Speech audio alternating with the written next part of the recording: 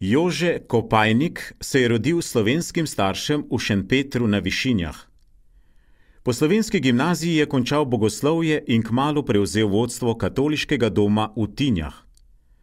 Razvil ga je v pomembno slovensko duhovno, izobraževalno in kulturno središče, v prostor dialoga med narodi, kulturami, verami in tradicijami. Na gospoda Jožeta Kopajnika in na njegovo delo smo postali pozorni v sektorju za slovenski jezik na Ministrstvu za kulturo, seveda stališča slovenskega jezika najprej. Dom v Tinjah je ena najpomembnejših točk živega jezikovnega dogajanja v slovenščini na avstrijskem Koroškem.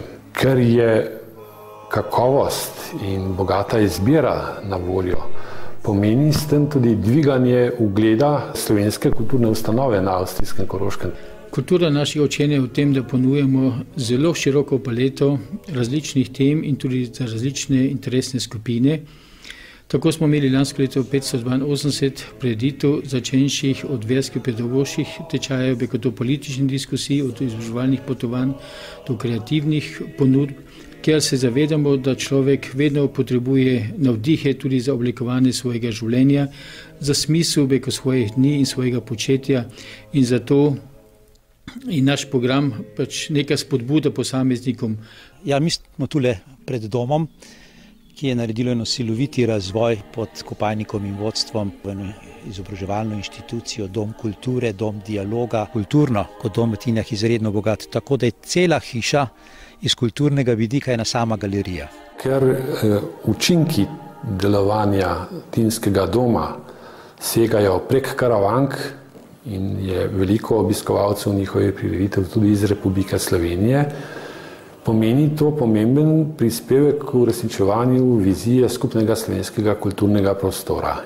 Tako tudi na Kranjskem pa na Štajerskem, tako tudi na Koroškem so bili duhovniki v zgodovini ob pogrešanju drugih izobražencev zadolženi tudi za prosvetno, za kulturno dejavnost.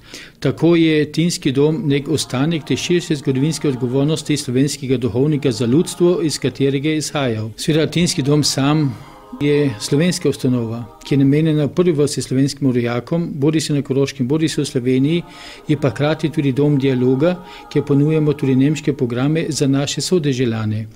In navadno prihajajo k nam tisti, ki so odprti, ki se Slovencev kot te skromne manjšine ne bojijo in tudi naš programski list se imenuje dialog. To ni modna beseda, ki bi jo strgali iz oblakov, temveč to je naš program, ki jo vsak dan živimo.